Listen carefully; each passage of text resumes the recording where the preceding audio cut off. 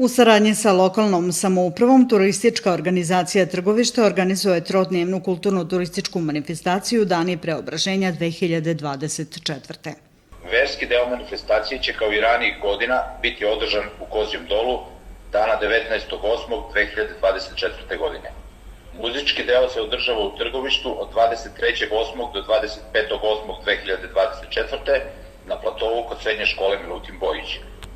Pripremljen je izuzetno bogat sadržaj.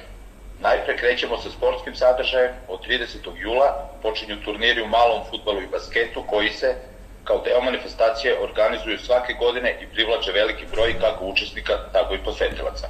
Za muzički deo manifestacije vlada veliko interesovanje. 23. avgusta kao glavna zvezda večeri nastupa Peđa Jovanović sa svojim bendom. Drugog dana manifestacije, 24. avgusta, predviđen je za nastup Bilje Marković, dok će trećeg dana manifestaciju uveličati Maja Berović sa pratećim bendom. Naravno, pored glavnih izvođača bit će angažovani i lokalni bendovi, pojedinci i muzičke grupe iz Trgovišta i okruženja, kao i folklori i izvođači na tradicionalnim muzičkim instrumentima.